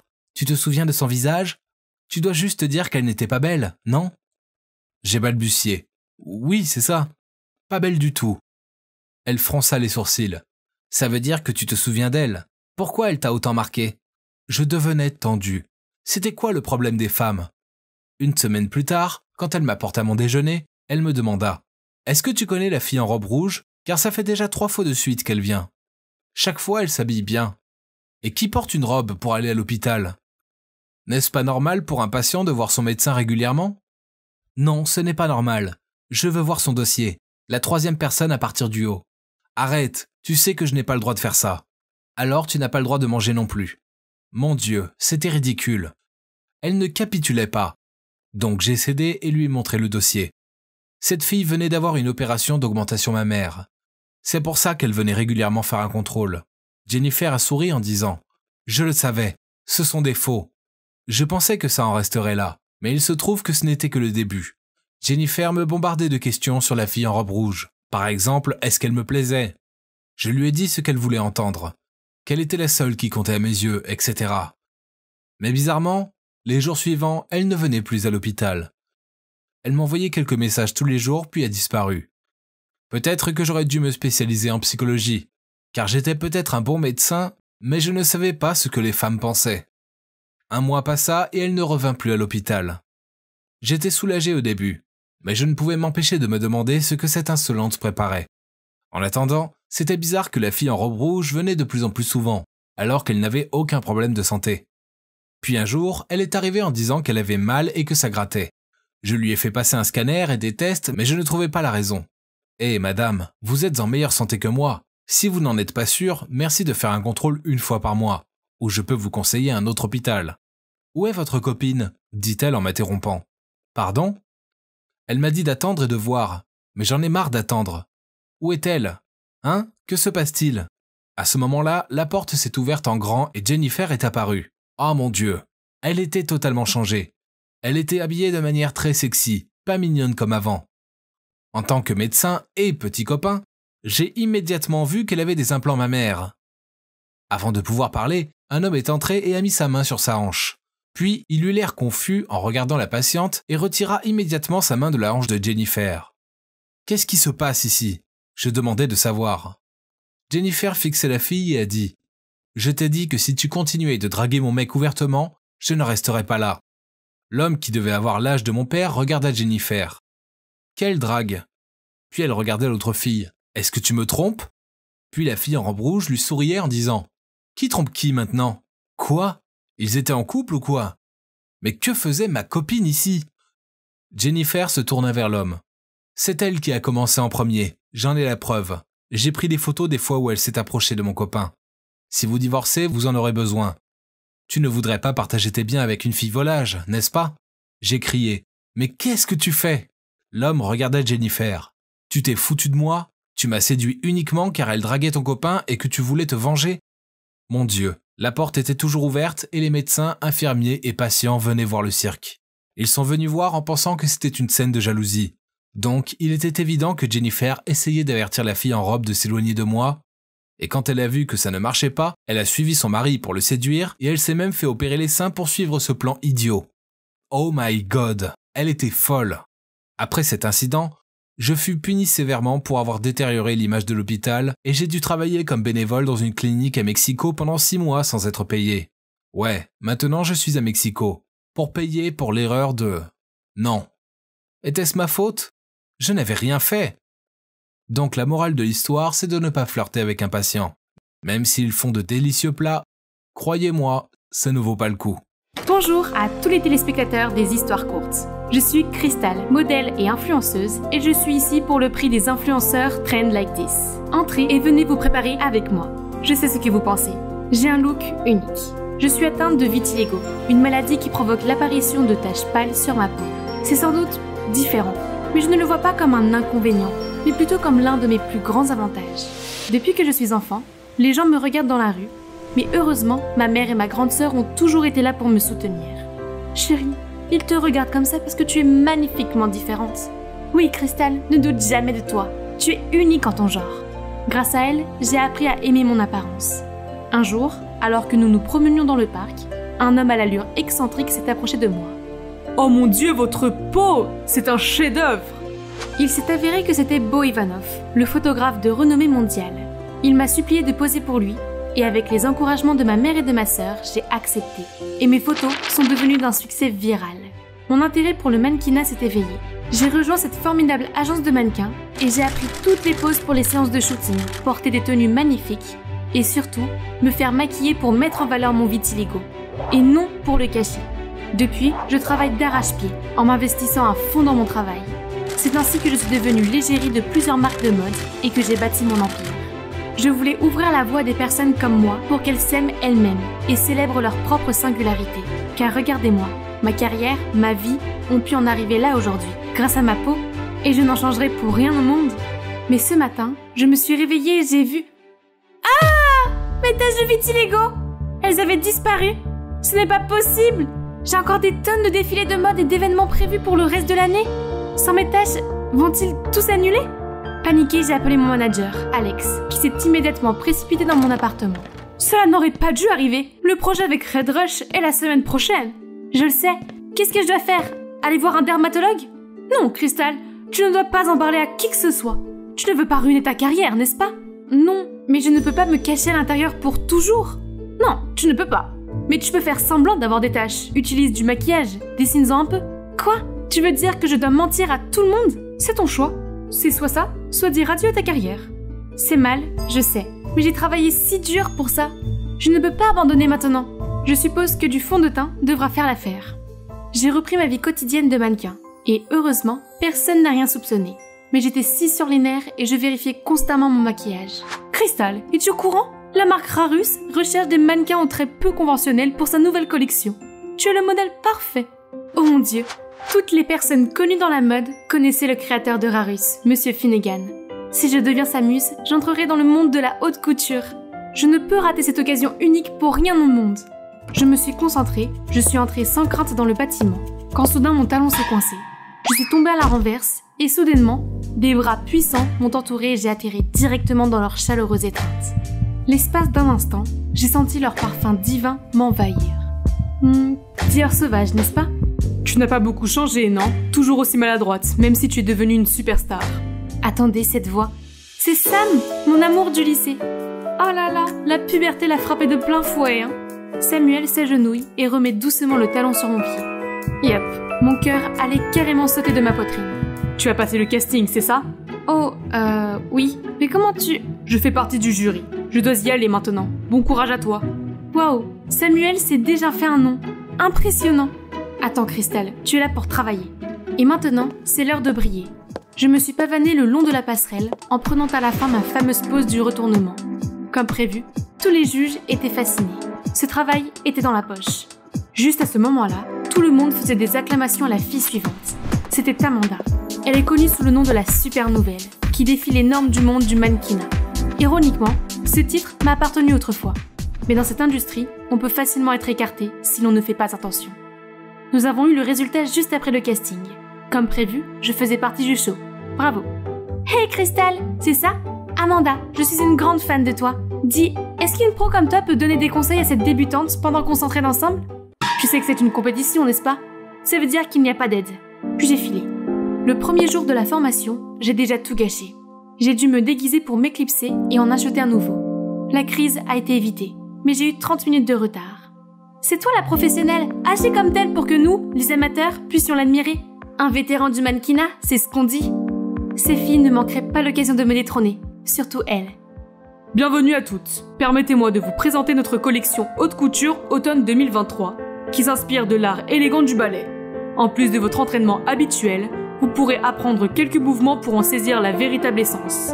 Ensuite, je choisirai ma star, ma vedette. Le ballet! Je n'avais pas fait ça depuis l'accident. J'étais une petite fille de 6 ans quand je devais faire cette technique de rotation folle dans un spectacle de ballet. Mais j'ai fini par virevolter comme une toupie avant de me retrouver face contre terre sur la scène. Je n'ai jamais oublié les vagues de rire moqueuses du public. Non, ressaisis-toi, Crystal. Quel que soit le défi à relever, je réussirai et j'occuperai la position de vedette. La première leçon était un défilé de mode, facile à réaliser. Personne n'a réussi à m'égaler. Bonne posture, excellente pose. Bien joué, Crystal. Oh, il est si gentil! Peut-on faire une pause pour admirer cette œuvre d'art? Allez, pourquoi es-tu si timide aujourd'hui, Crystal? Tes taches sont superbes. Sauf que c'est juste la magie du maquillage. Mais le cauchemar ne faisait que commencer. Ses vêtements étaient bien trop serrés. Ils m'ont fait fondre comme la sorcière du magicien d'Oz. Il faut que j'aille me retoucher. Lors d'une autre séance, je n'arrivais pas à garder l'équilibre et j'étais plus bancale qu'une méduse. Pendant ce temps, Amanda exécutait tous ses mouvements sans effort. Quelques jours plus tard, Monsieur Finnegan a organisé une séance de shooting où nous devions poser comme une ballerine sur cette plateforme tournante. Le traumatisme passé m'est immédiatement revenu à l'esprit. J'ai posé le pied sur la plateforme en tremblant comme une feuille. Je n'ai réussi à faire la pose la plus simple que si Samuel me tenait par la main. Au moins, c'est fini maintenant. Mon Dieu, notre pro a l'air un peu rouillé, n'est-ce pas? Recule et laisse l'une d'entre nous, les plus jeunes, s'en occuper. Pas vrai, Amanda? Va t'entraîner, Zena. Amanda monte sur la plateforme. Son corps commence à bouger comme un vrai cygne. Magnifique, Amanda. Tu es aussi gracieuse que la ballerine de la boîte à musique. Ça y est, je crois qu'on a réussi notre coup. Bien joué. Tout le plateau applaudit à tout rompre et Amanda est au centre de l'attention. En direct, tu pourrais apprendre quelque chose de ton cadet. Je ne suis peut-être pas la meilleure ballerine du monde, mais je leur montrerai où mes efforts à 1000% me mèneront dans la vie. Je suis donc restée plus tard après l'entraînement pour m'entraîner davantage. Ouch! Ce n'est pas aussi facile que ça en a l'air. Ok, essayons encore. Il suffit de lever la jambe et... Wow! Bon, cette fois, ça doit marcher. Et maintenant, la partie la plus difficile, sur la pointe. Oh! Juste à ce moment-là, Samuel est apparu, essayant de me rattraper. Et nous avons tous les deux fini par trébucher sur le sol. N'essaye pas trop fort, tu pourrais te blesser. C'est juste que la vedette représente beaucoup pour moi. Tu peux le faire. Tu as eu une influence si positive et cette énergie peut te permettre d'obtenir ce que tu veux. Non, mes taches! Je suis désolée, je ne voulais pas. C'est bon, j'ai dépassé les bornes, je vais partir maintenant. Non, s'il te plaît, si tu savais la vérité, tu ne m'estimerais pas autant. Qu'est-ce qui ne va pas? Tu peux me parler, tu sais. Juste à ce moment-là, les lumières se sont allumées autour de nous. Qu'est-ce que vous deux faites ici à cette heure-ci? Samuel a eu l'air surpris et a immédiatement gardé ses distances avec moi. Rien, j'ai pensé que je pourrais lui donner quelques conseils. Ce n'est pas juste, j'en ai besoin aussi. Que penses-tu de mon relevé? Ils se mettent à rire ensemble comme un couple marié. Depuis quand sont-ils si proches? Après quelques jours de pratique intense, je ne suis peut-être pas encore une pro du ballet, mais je me suis sentie plus confiante pour affronter le défi final, qui décidera qui serait la vedette. Regardez ce magnifique modèle de couture. Je ferai un signe noir parfait. J'ai essayé la robe, mais j'ai accidentellement maculé mon fond de teint et il s'est répandu sur la robe. Oh non! Je me suis immédiatement précipitée pour essayer d'enlever la tache. Stupide fond de teint, super résistant on a dit. La porte s'ouvre brusquement et entre Amanda. Tes taches de vitiligo, elles s'enlèvent? Et qu'est-ce que tu fais avec la robe? J'ai essayé de la cacher, mais elle me l'a arrachée. C'est une tache de fond de teint? As-tu simulé ton vitiligo? Non, on m'a diagnostiqué un vitiligo pour de vrai, je le jure. Je lui ai dit la vérité. Je pensais qu'elle allait l'utiliser contre moi, mais à ma surprise, elle avait l'air d'avoir le cœur brisé. J'ai décidé de faire du mannequinat parce que tu m'inspirais. Mais maintenant, tu me dis que c'est une arnaque? Comment tu peux? Amanda, attends s'il te plaît. Je pensais que tu étais contre moi. Est-ce que ça a encore de l'importance? Maintenant que je connais la vérité, tu ne mérites pas mon respect. Je ne savais plus quoi dire. J'avais si peur de perdre ma carrière que je me moquais de l'impact de mes actes sur ceux qui me considéraient comme une idole. Je ne suis rien d'autre qu'une hypocrite. Je ne pouvais plus vivre comme ça. Avoir du vitiligo ou pas, je devais rester fidèle à mes convictions. J'ai marché jusqu'au jury et j'ai essuyé tout mon fond de teint devant eux. Monsieur Finnegan, je n'ai plus ma place dans votre collection. La vérité, c'est que mon vitiligo a disparu et que je n'ai plus de traits non conventionnels. Je suis donc ici pour annoncer que je me retire du show. Je suis profondément désolée pour tous les ennuis que j'ai causés. Je me suis retournée pour franchir la porte, mais il y avait là Samuel. Crystal, je ne comprends pas. Je suis désolée Sam, je ne suis pas la personne que tu crois. Je suis rentrée chez moi en courant et j'ai pleuré jusqu'à ce que je m'endorme. Soudain, un appel de mon manager m'a réveillée. Comment peux-tu dormir à cette heure-ci? La presse est en train de se déchaîner. Elle te traite d'escroc qui cherche l'attention. J'ai immédiatement repris mes esprits et j'ai regardé les nouvelles. Oh non, comment l'affaire a-t-elle pu éclater si vite? À cette vitesse, tous mes contrats seraient annulés dès demain matin. Regarde ce qui se passe quand tu n'obéis pas à mon ordre. Vous êtes si bêtes, vous les mannequins. Ne bouge pas, je serai là pour régler ça. Est-ce qu'elle est sérieuse? C'est elle qui a eu l'idée de tout ça dès le début? Ça suffit. Amuse-toi bien à gérer ça toute seule, Alex. J'ai éteint mon téléphone, emballé mes affaires et j'ai tout laissé pour aller dans mon endroit secret. Quand j'étais enfant, je passais du temps ici avec ma famille. Le fait d'être entourée par la nature me calme. Soudain, une main se pose sur mon épaule. Hey, on te cherchait. Samuel? Et Amanda? Vous m'avez suivi jusqu'ici? C'est la seule façon de te trouver. Je suis désolée de m'en être prise à toi. J'étais tellement choquée. Tu n'as pas à l'être. Tout est de ma faute. Je me suis perdue quand mon vitiligo a disparu. J'ai agi par peur et j'ai fini par décevoir tous ceux qui comptaient sur moi. Il est difficile de rester sain d'esprit lorsque ton identité t'est enlevée. Mais ce qui est important, c'est que tu as appris ta leçon. Maintenant, où est la Crystal confiante et sans peur que nous aimons tous? Elle a raison. Tâche ou pas, tu es toujours spécial pour nous. Cela signifie beaucoup pour moi. Merci les gars. Il s'avère que j'avais mal compris Amanda pendant tout ce temps. Elle est brillante, magnifique et bienveillante. Et parfaite pour Samuel. Eh bien, ça fait mal. Il est temps que je me remette au travail pour limiter les dégâts. J'ai ouvert mon téléphone et j'ai vu des centaines de notifications.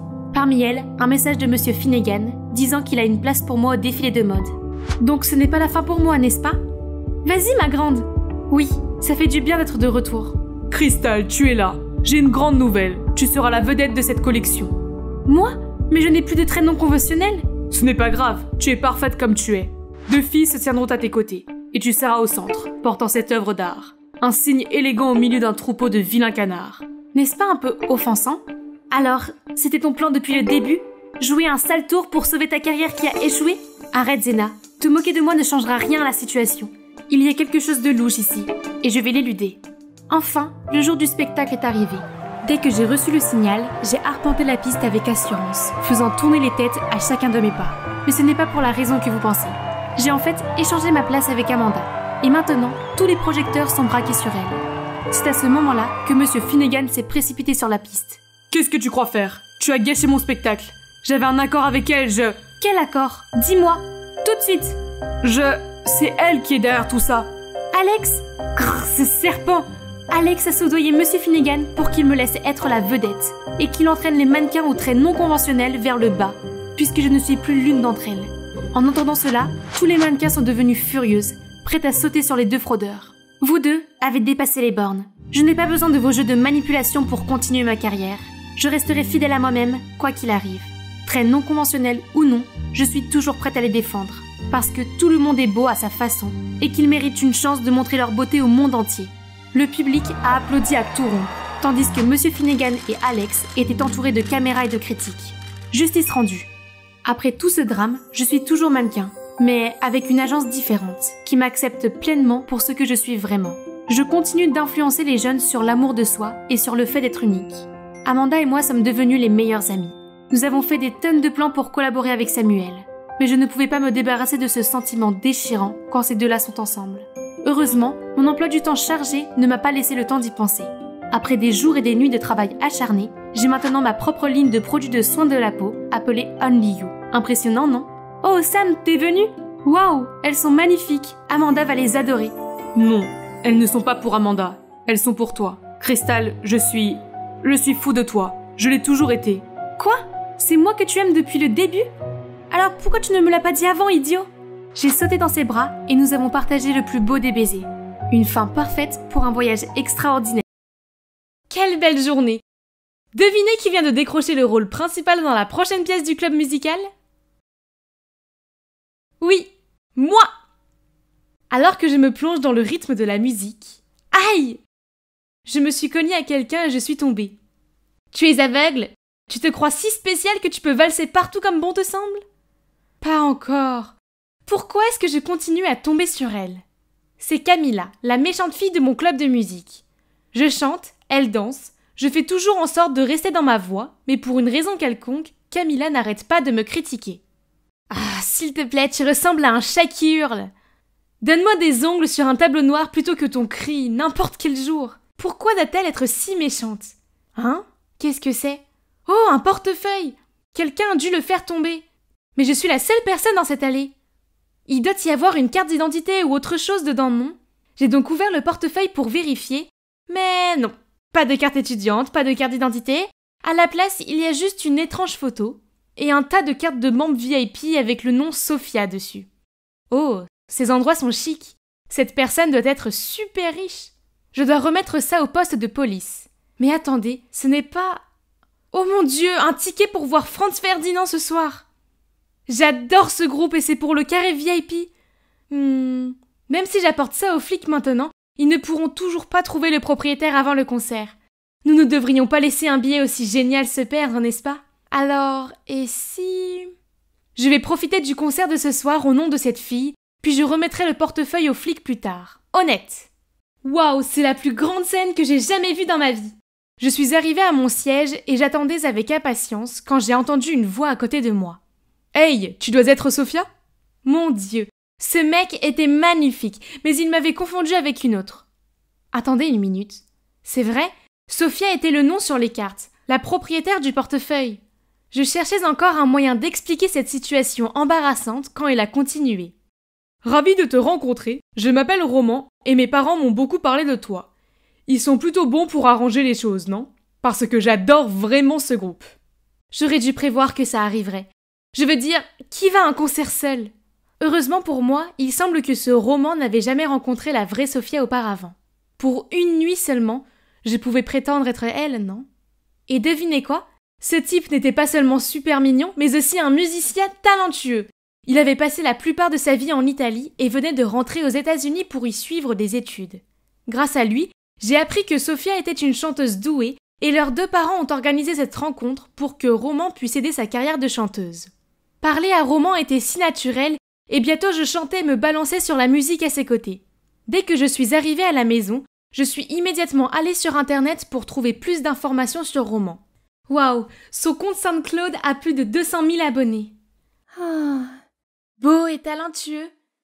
Il est comme un James Dean des temps modernes. Alors que j'ai rêvassé, mon téléphone a vibré.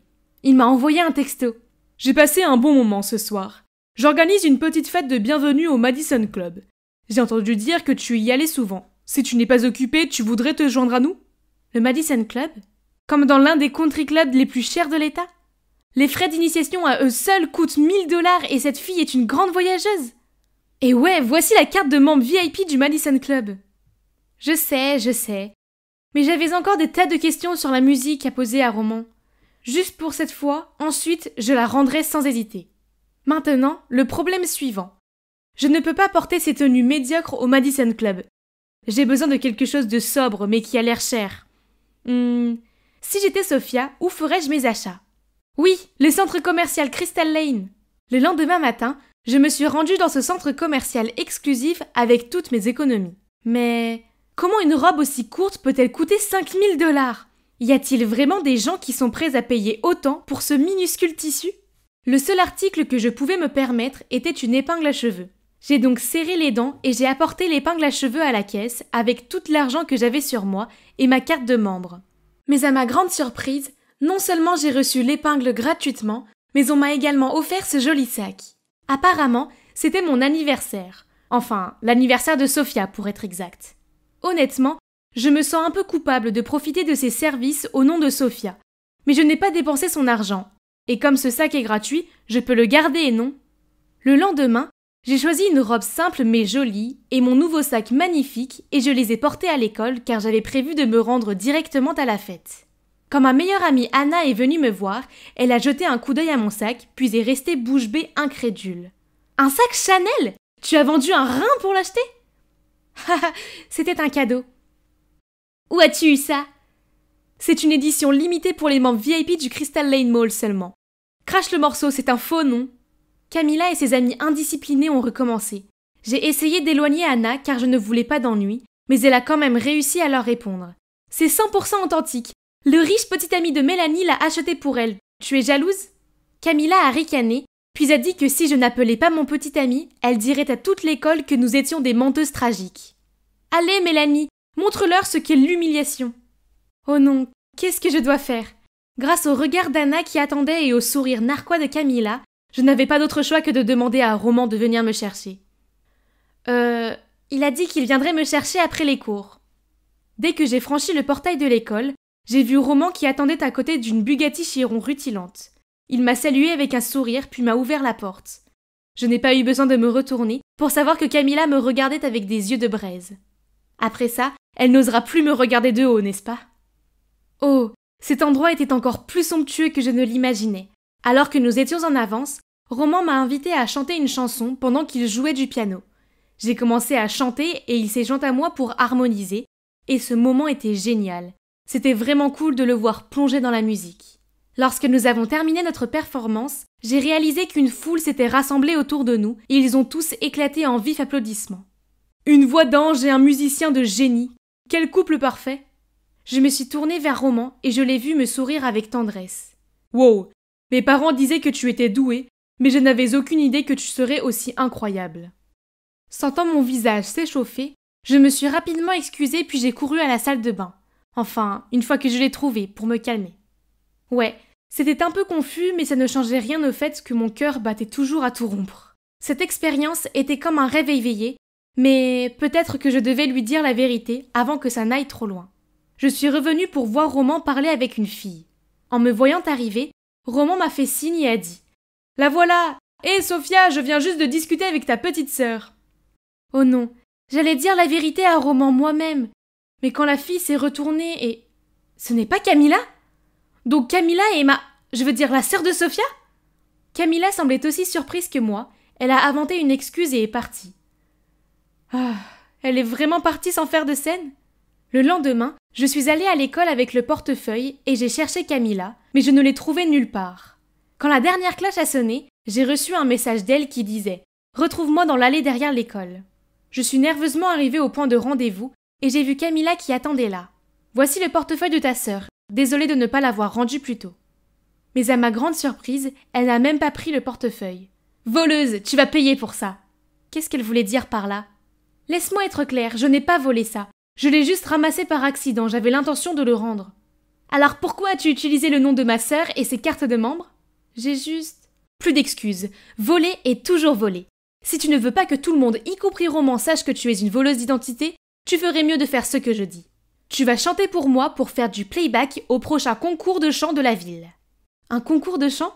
Mais Camilla est une danseuse, pas une chanteuse.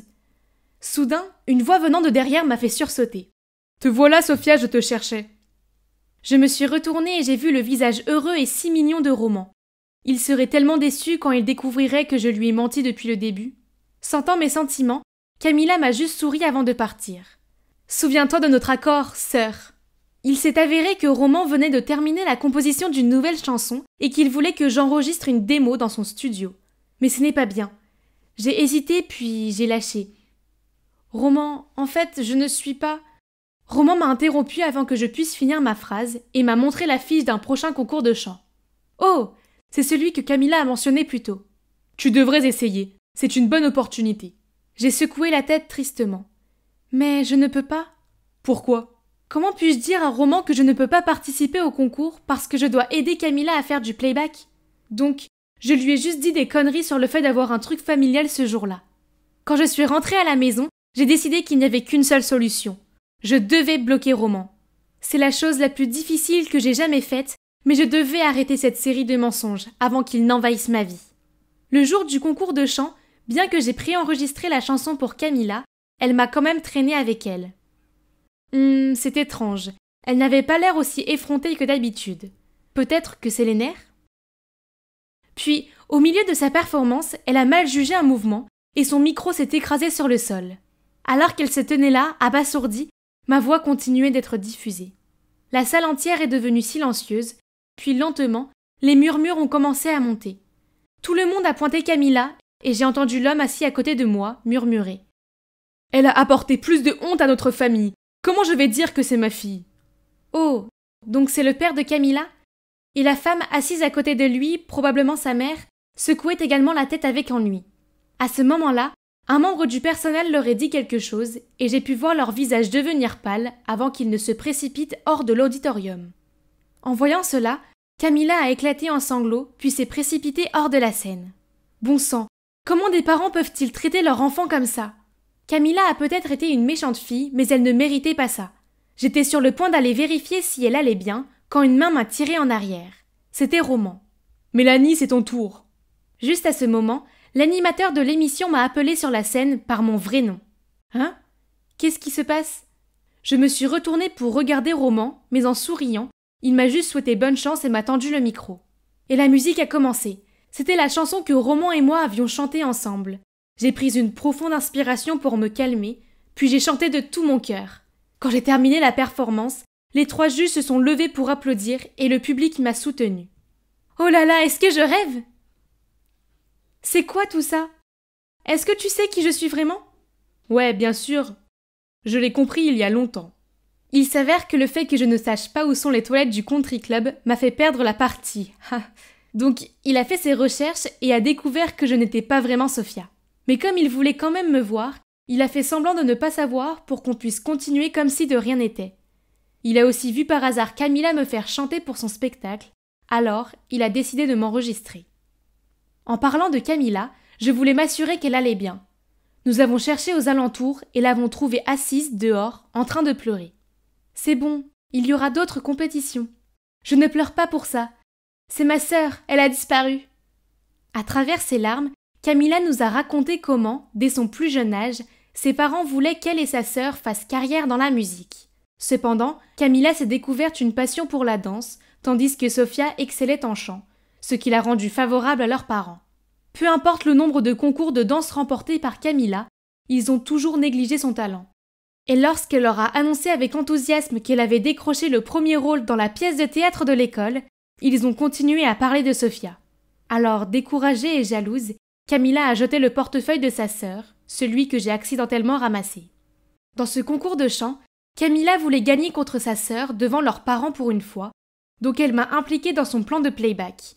Mais la nuit dernière, Sophia l'a découvert et elles se sont disputées, mais étant en colère, Camilla a laissé échapper des choses désagréables, comme le fait qu'elle souhaitait que Sophia disparaisse de sa vie. Ce n'est que ce matin-là qu'elle s'est réveillée et a découvert que sa sœur était vraiment partie. Jusqu'à présent, Sophia ne s'est même pas montrée à l'auditorium, alors que c'est bientôt son tour. Et si Sophia ne revenait jamais? Je n'aurais pas dû être si méchante. Roman et moi avons réconforté Camilla, puis nous sommes allés chercher Sophia ensemble. Camilla nous a emmenés dans les endroits préférés de Sophia, mais elle n'était nulle part. Soudain, je me suis souvenue de la photo soigneusement insérée dans son portefeuille. Ce doit être un endroit spécial pour elle. C'est l'ancienne maison de ma famille. Nous vivions ici quand j'étais petite. Nous nous sommes précipités là-bas et avons trouvé Sophia assise devant la maison. Toutes deux se sont précipitées dans les bras l'une de l'autre et ont pleuré comme 2 enfants. À travers les larmes, elles ont tout dit. Il s'avère que si Camilla était jalouse de sa sœur, Sophia n'était pas mieux lotie non plus.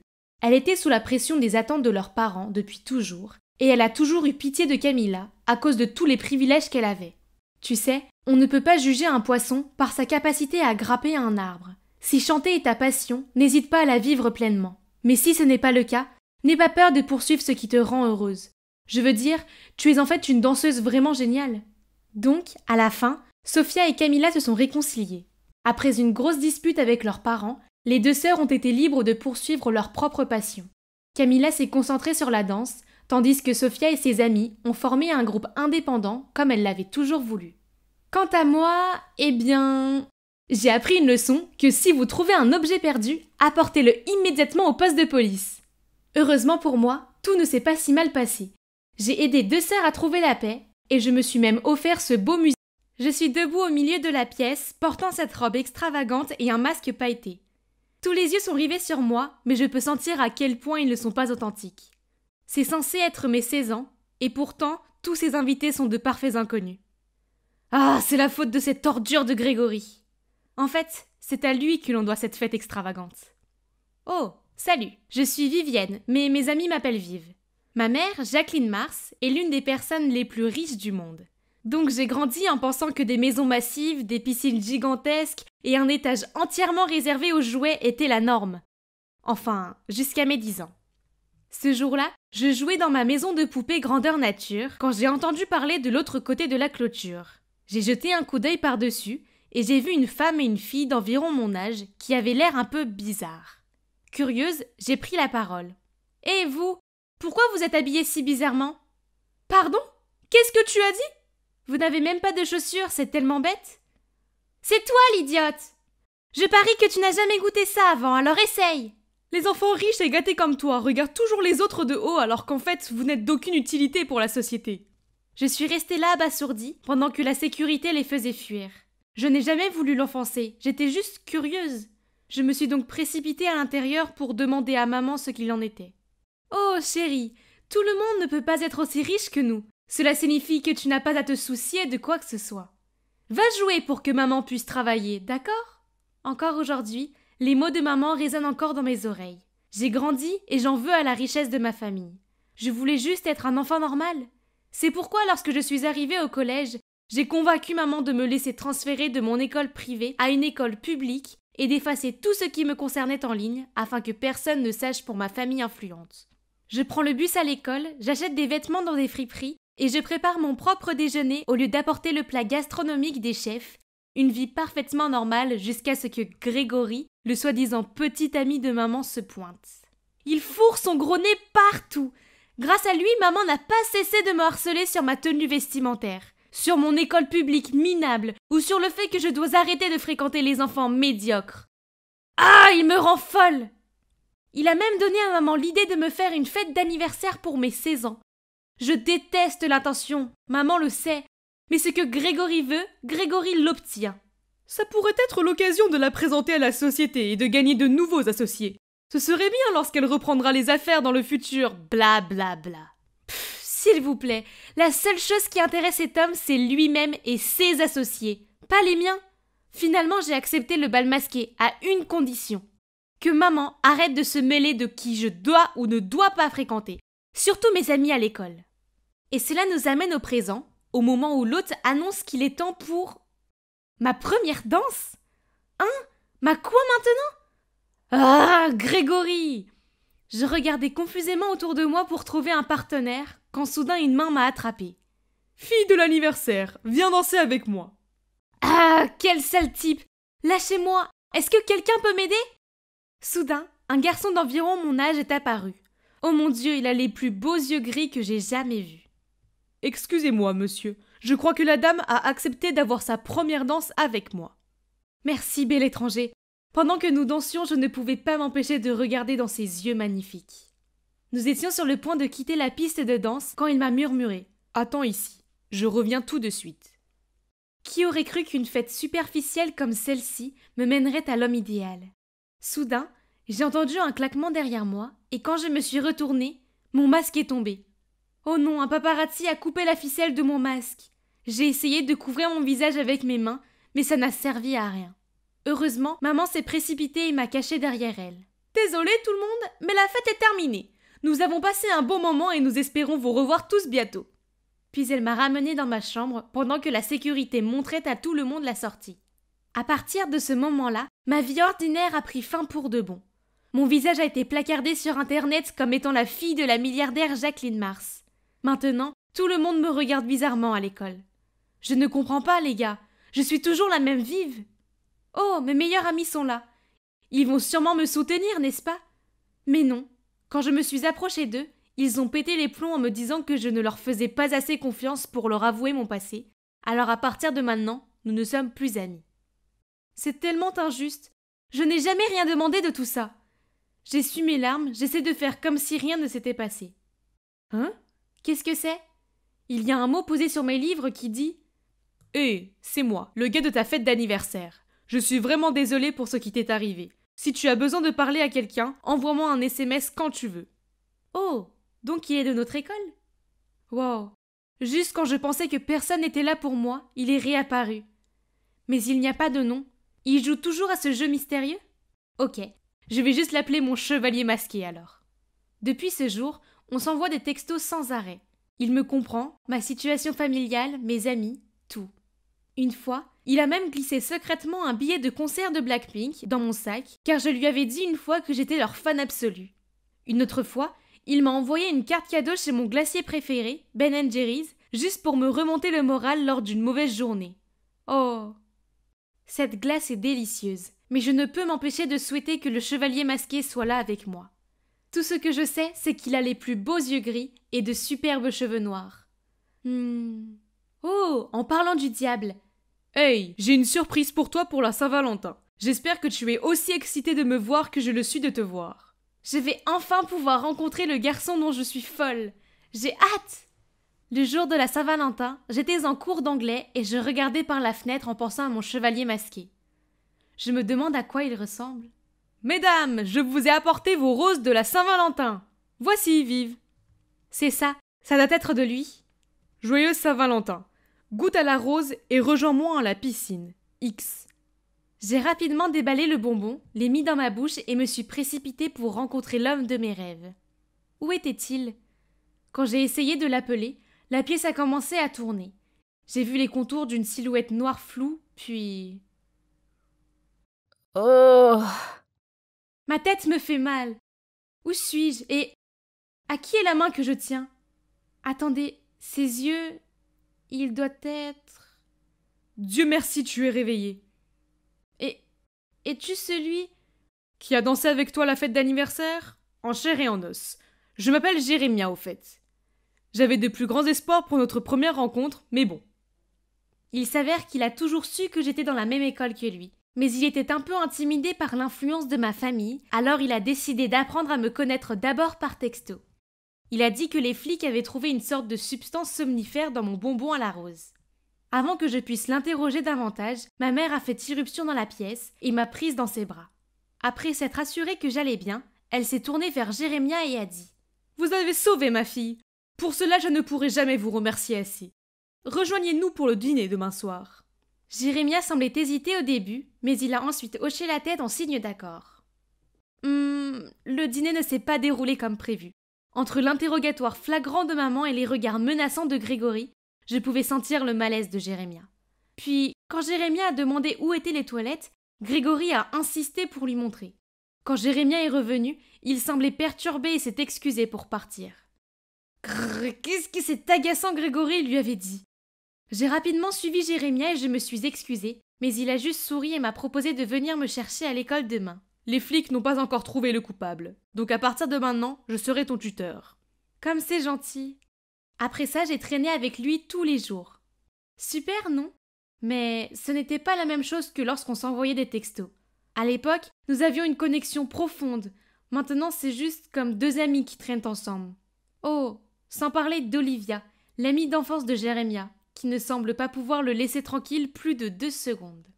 Une fois, Jérémia et moi étions au cinéma ensemble, mais devinez qui est apparu par hasard et s'est posé à côté de lui? Ouais, Olivia. Pire encore, avec leur rire et le partage du popcorn, j'avais l'impression d'être la 3e roue. Je ne voulais pas que cela se reproduise, alors je suis partie chez moi dans un taxi garé devant le cinéma, mais pas de chance, le chauffeur ne connaît pas le chemin. Il n'a même pas de téléphone et je dois lui prêter le mien pour le GPS. Le gars me l'a arraché des mains immédiatement, grossier, mais attendez, il était déjà 21h? Pourquoi avait-il encore des lunettes de soleil et portait même un masque? C'est alors que j'ai réalisé que la voiture avait dépassé la frontière de la ville. Stop. La voiture s'est soudainement remplie de fumée et la dernière chose à laquelle j'ai pensé, c'est... Il avait des yeux qui étaient exactement comme ceux de Jérémia. Je me suis réveillée en me trouvant dans cette vieille chambre pleine de toiles d'araignée. Où est cet endroit? Et ce chauffeur? Il faut que je sorte d'ici maintenant. Juste à ce moment-là, il entre dans la pièce avec un sourire. Tu ne me reconnais pas?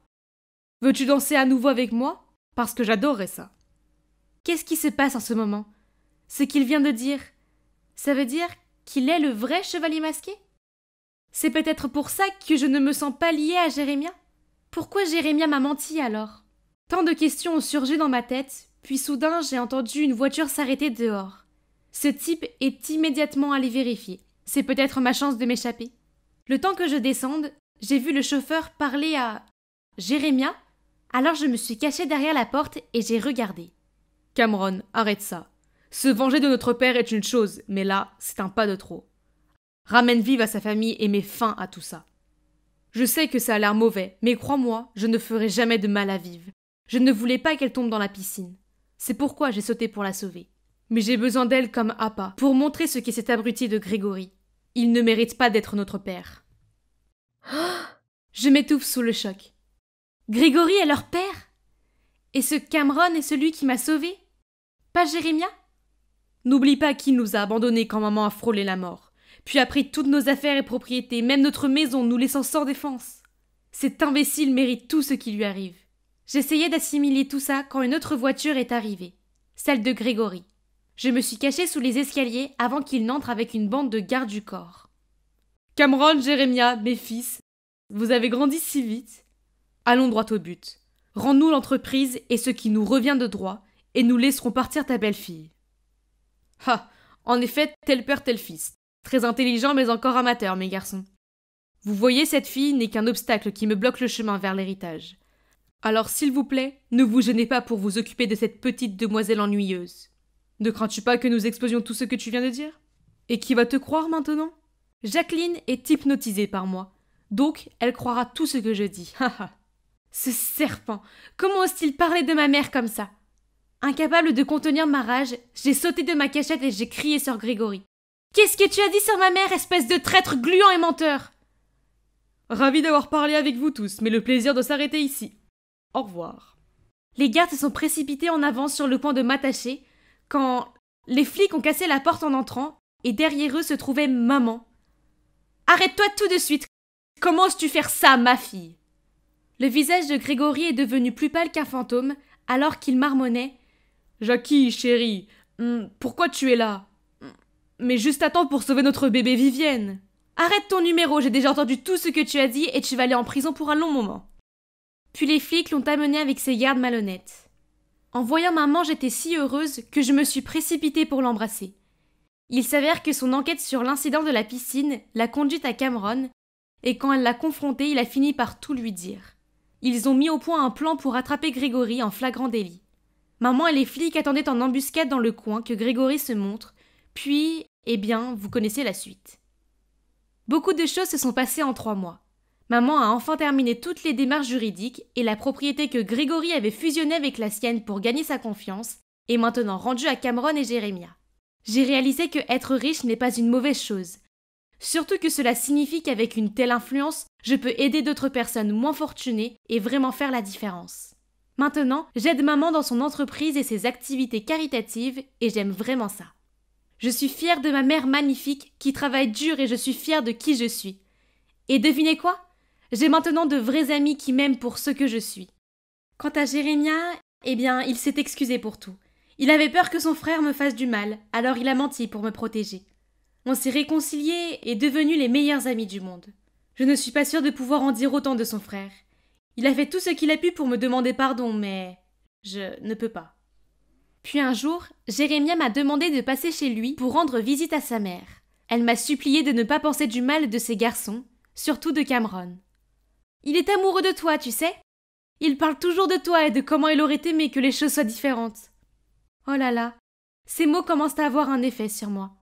Quand je suis sortie par la porte, j'ai vu Cameron assis sur le porche. Il s'est retourné et m'a regardé, et j'ai senti mon cœur battre pour mon chevalier masqué aux yeux gris. Alors, en prenant une profonde inspiration,